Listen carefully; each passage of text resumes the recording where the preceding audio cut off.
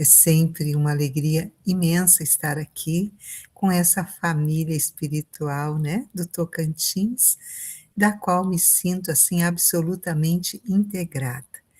E trago o abraço do Vinícius, nosso vice-presidente doutrinário da FERGS, que hoje gostaria inclusive de estar presente, me pediu o link, daí ele disse, ai, não vou poder, amiga. Mas manda sempre o abraço, né? O carinho, o respeito à nossa federação irmã. Então, queridos, vamos refletir juntos, nos auxiliarmos com os nossos pensamentos e sentimentos de amor uns com os outros e a partir dessa comunhão de sentimentos, a espiritualidade estará auxiliando tantos outros corações, né? Então, estamos, ao mesmo tempo que nos fortalecendo, fazendo a nossa parte e de auxiliar. Então, vamos lá, pensando sobre uma das belas parábolas do Cristo, né? Que sempre utiliza suas histórias no seu jeito pedagógico de ser, para nos alcançar mais uma lição, nos trazer o entendimento daquilo que ainda custamos tanto a assimilar. E claro que nós sabemos que o trigo é um elemento tanto do nosso dia a dia e que representa tanto a nível evangélico. Da mesma forma como já guardamos no nosso íntimo, que o joio é também um trigo, porém num nível inferior, ele é muito semelhante e se espalha como uma erva daninha bastante resistente. E para que nós possamos ir fazendo a relação, porque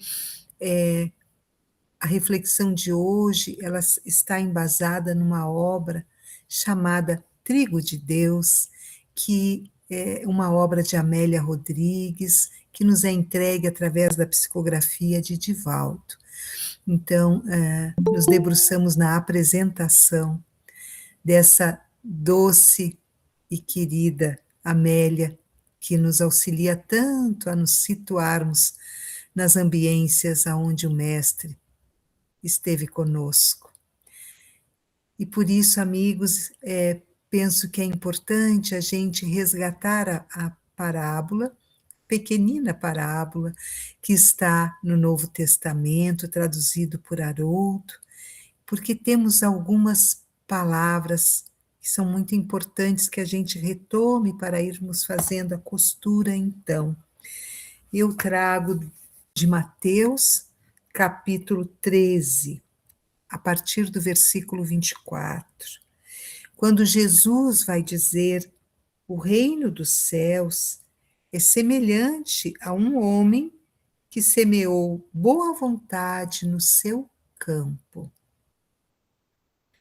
Dormindo, desculpem, ainda bem que a mente resgata. O reino dos céus é semelhante a um homem que semeou boa semente no seu campo. Então, guardemos boa semente e campo. Dormindo, porém, os homens, veio seu inimigo e semeou joio no meio do trigo e partiu. Quando germinou o ramo e produziu fruto, então apareceu também o joio. Aproximando-se os servos do senhor da casa, disseram-lhe: Senhor, não semeaste boa semente no teu campo? De onde, portanto, terá vindo o joio? E ele lhes disse: um homem inimigo fez isso. Os servos lhe dizem: sendo assim, queres que após sair o recolhamos? Ele, porém, diz: não, para que ao recolher o joio, não desenraizeis junto com ele o trigo. Deixai crescer ambos juntos até a ceifa, e no tempo da ceifa direi aos ceifeiros: recolhei primeiro o joio e atai-o em molhos para os queimar. O trigo, porém, reuni no meu celeiro. Tão pequenina e tão profunda, não é, amigos? Então, vamos refletir um pouquinho. Quando nós falamos de um semeador da boa semente, quem será este semeador? Este semeador que distribui a semente no campo que é o próprio mundo, o próprio planeta Terra. Este semeador é o nosso amado Jesus. E a boa semente que foi espalhada em todo o planeta por Ele, o Filho de Deus, da maior moral que já esteve entre nós. Quem será a boa semente? Todos nós, filhos do reino de Deus. E o joio também se refere aos filhos, mas os filhos ainda numa condição de imperfeição, a tal ponto que as suas dores, a sua necessidade de justiça com as próprias mãos, acabou por afastá-los de Jesus e se tornaram, em muitos momentos, os filhos perversos. O inimigo que semeou é considerado, então, aquele que está mergulhado na sombra mais intensa e que se coloca neste momento como adversário do bem.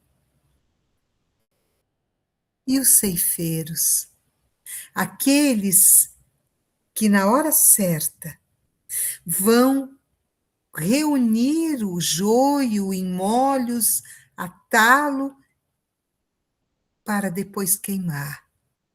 E vão recolher o trigo para levar ao celeiro, o celeiro de bênçãos, pois que somos nós, a boa semente, os mensageiros, os trabalhadores de Jesus, os trabalhadores da Boa Nova. Mesmo, e talvez alguns estejam pensando, será? Mas eu? Sim, lembremos que Jesus quis contar com todos, no estágio em que estamos. Tivemos a coragem e temos buscado nos manter nas fileiras de trabalho com persistência. Então, somos parte das boas sementes que o próprio Cristo semeou. E como sempre brincamos, alguns estão situados no sul do país, muitos aqui no litoral, outros no centro do estado, e outros tantos corações amados, contextualizando com esse nosso grid, esse nosso momento, foram semeados em Tocantins. E com certeza, considerando o planeta, muitos seriam os lugares, né? O campo aonde nós citaríamos cidades, estados, nações que também receberam a boa semente. Mas falando em Jesus, este semeador por excelência, vamos retomar um pouquinho tempo, o tempo do nosso mestre entre nós. Vamos lembrar que aquele era um tempo cujo poder que era temporal, né, que é temporal na verdade, revestia-se de ambições desmedidas. E por esta característica, por esse abuso de poder,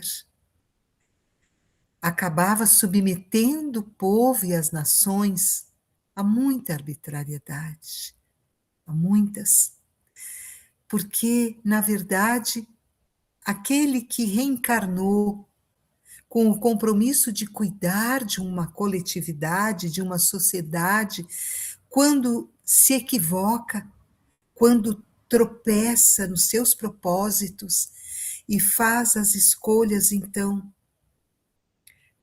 pautadas no egoísmo e no orgulho, acaba, inclusive, despojando o próprio povo dos seus direitos legais. Desconsidera os valores éticos. E é nessa ambiência que vai se instalando, então, o caos. Porque quando nós deixamos predominar o que chamamos de chaga, o que chamamos de ferida, do egoísmo, a ferida do orgulho, nós acabamos colocando outras pessoas, submetendo outras pessoas, infelizmente, a dores atrozes. E num mundo em que nós temos tantos apelos efêmeros, acabamos então conduzindo essa coletividade a inquietações, porque acaba reinando a suspeita, a desconfiança, e nessa porta larga,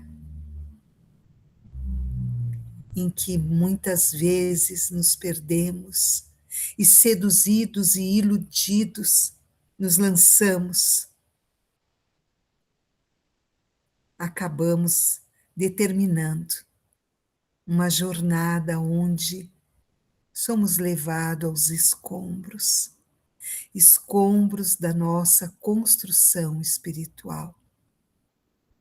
Nos atrapalhamos, comprometemos todo um projeto divino, em que todos os nossos talentos foram pensados e conversados e combinados conosco para que pudesse ser colocado à disposição de muitos irmãos,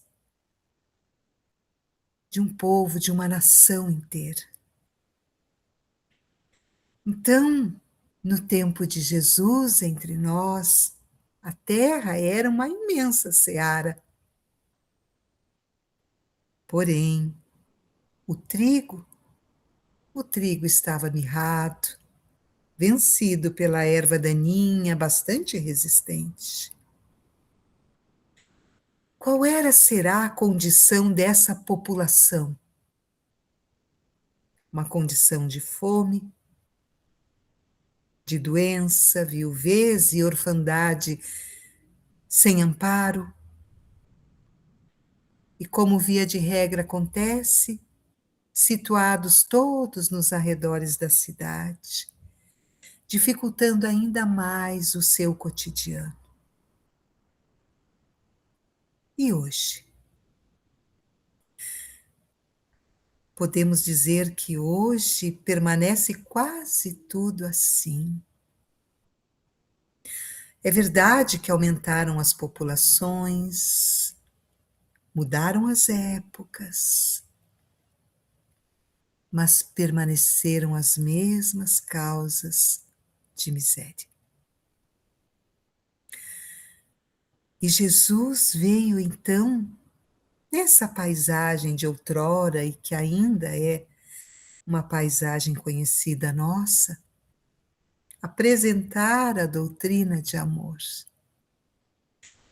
E quando ele apresenta esta doutrina, que nos chama a amar a Deus sobre todas as coisas, né? Confirma este amor a Deus e ainda nos pede para amar ao próximo como a si mesmo. Na verdade, ele vem nos propor uma nova ordem social, uma nova sociedade, uma sociedade baseada na solidariedade e na fraternidade. E para que essa nova ordem fosse instalada, era preciso mais do que Jesus nos dizer, Jesus nos falar sobre o amor. Havia aqui um convite, havia aqui uma exortação, porque era preciso que aprendêssemos a amar o outro como nos amamos, então os nossos comportamentos, a nossa conduta até aqui já não serviam mais.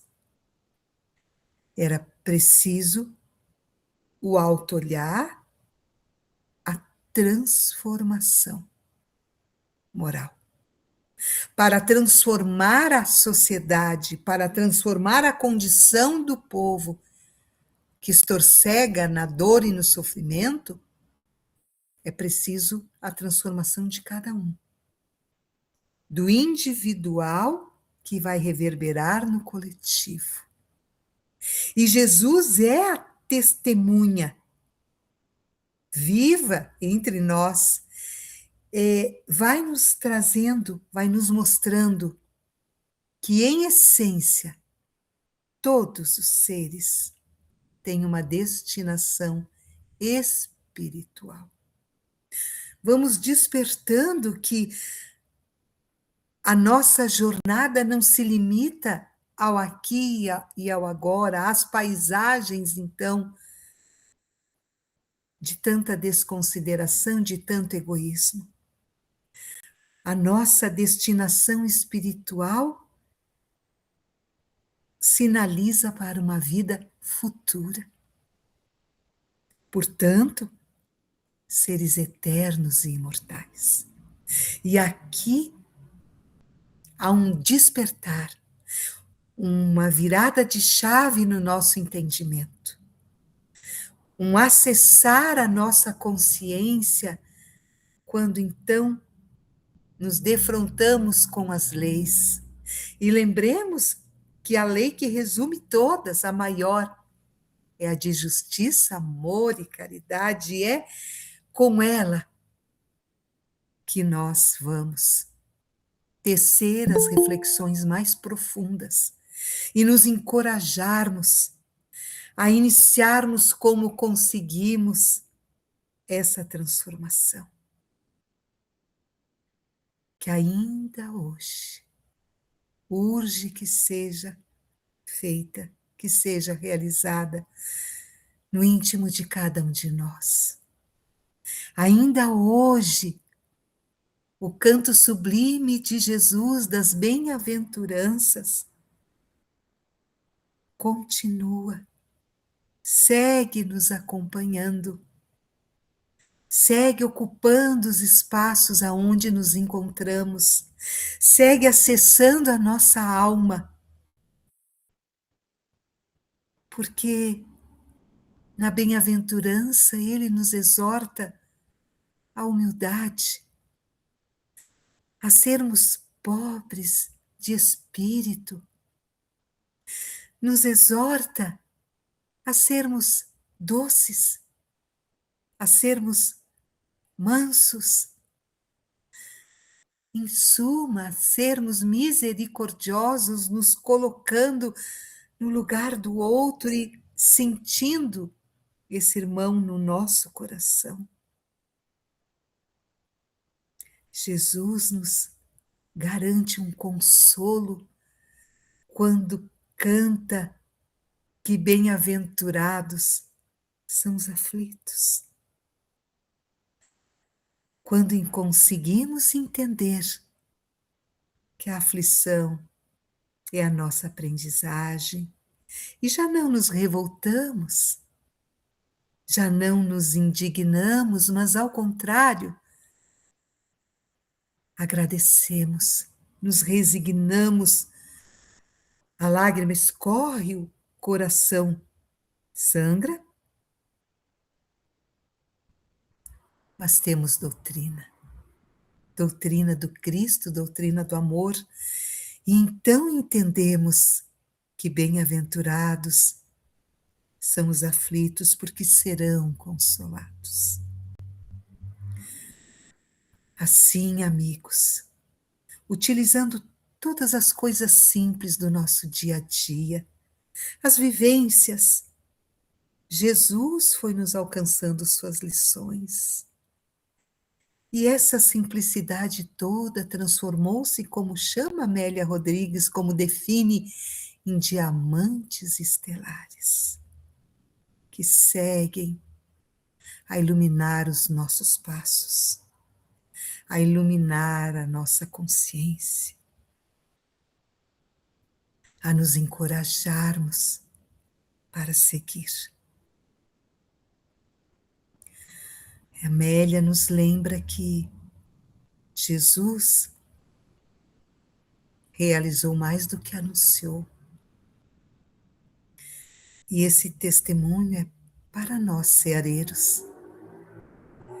Jesus falou e comoveu, porque o seu verbo fala da verdade e da vida. Poderoso, tornou-se frágil. Sábio, apresentou-se comum, a fim de melhor fazer-se entender. Viveu quase anônimo, ao lado daqueles que o não podiam identificar. Jesus negava-se às profecias atemorizantes e perturbadoras, como depois, com os espíritos da codificação, Kardec nos traz no capítulo 24 de O Livro dos Médiuns. A importância do cuidado com a linguagem, de observarmos com critério, porque todo espírito superior usa a linguagem para nos encorajar, para nos estimular, para falar com poucas palavras do bem, do amor, sem atemorizar, sem assustar. A sua boa nova, diz Amélia Rodrigues, é uma cascata de luz e alegria, porque prenuncia a vitória da vida sobre a morte, do bem sobre o mal, da bondade sobre a perversidade. A boa nova do Cristo, o nosso roteiro de luz,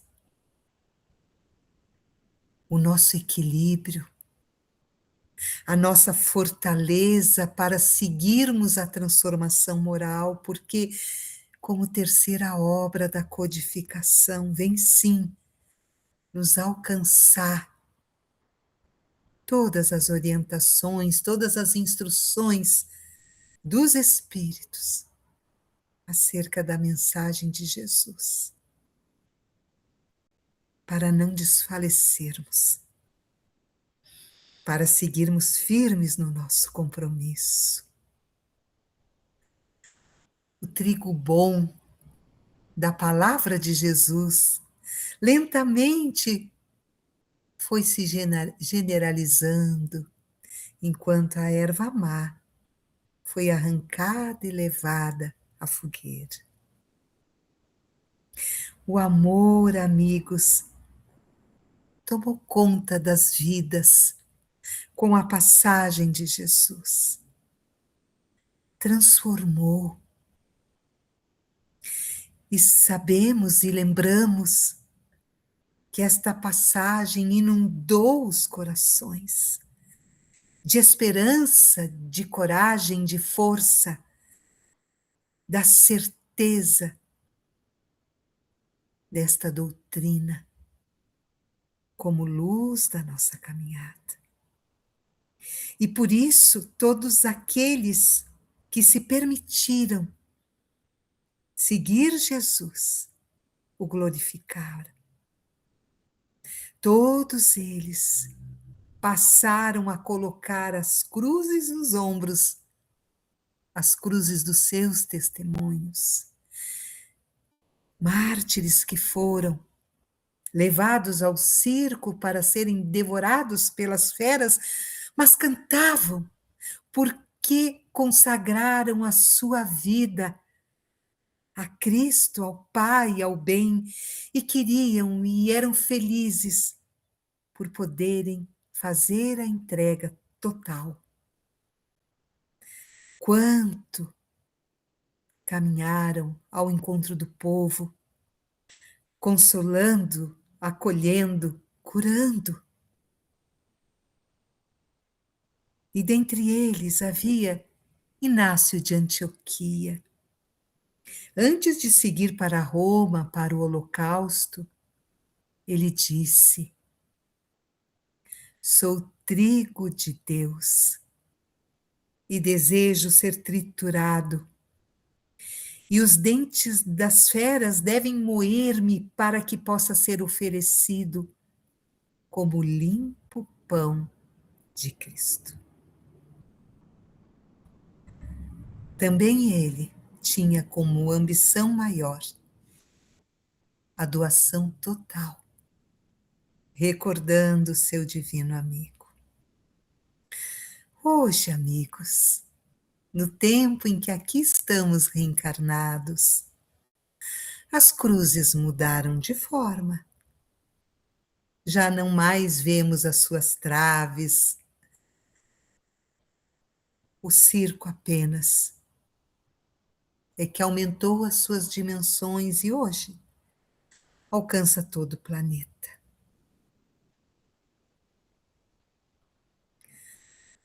A fidelidade nossa a Jesus no momento atual, como ceareiros do bem, como seus mensageiros que somos,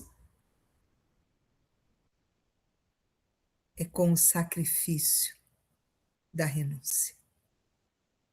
E cada um de nós sabe o que renuncia. Quantas horas com a família, quantos momentos em que é preciso renunciar o próprio descanso físico, porque ainda há tarefa a realizar, porque ainda é preciso deslocar-se de uma cidade a outra. O trabalho é intenso. As federativas, os centros espíritas, seguem um planejamento inspirado pela espiritualidade maior e que exige de todos nós uma doação ainda além, porque a dor segue e nós nos comprometemos com Jesus de auxiliar as equipes espirituais enquanto aqui reencarnados. Muitas vezes somos criticados por esta postura. Muitas vezes ouvimos frases depreciativas, e é natural. Nós sabemos que é natural porque o reino de Deus não é desse mundo. Vive-se, queridos amigos, queridos irmãos, a hora da grande transição. E as sombras, que ora se adensam, se intensificam, logo serão diluídas pelo sol do novo tempo. Esse sol que pede de nós, que nos inspira para seguirmos todos juntos. Este sol que nos sinaliza que o compromisso assumido não é solitário. Há uma grande família espiritual reencarnada. Há uma grande família que sustenta uns aos outros, nessa jornada.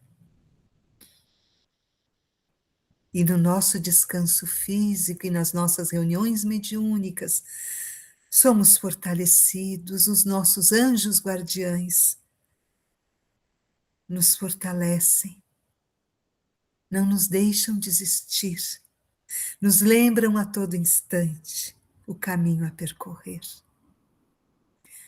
Façamos a parte que nos cabe, com carinho, contornando as pedras do caminho, inspirados em Abigail, da obra Paulo Estevam.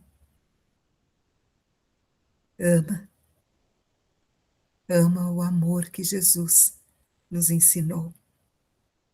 Trabalha, trabalha sem descanso, porque ainda é preciso. Espera, porque certo que a colheita do trigo não nos cabe.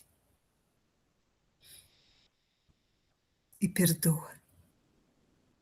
Perdoa todos aqueles que ainda, vez ou outra, se colocam contrários a Jesus, que nos fazem muitas vezes passar por influenciações, por perturbações tão dolorosas. Também eles são nossos irmãos. E sigamos juntos, divulgando a mensagem da boa nova de Jesus. O pão feito com o trigo de Deus que sacia. Atendamos os sagrados deveres que a terra nos designa a cada dia, o nosso orbe, a nossa casa. E assim, queridos, cumprindo o nosso tempo,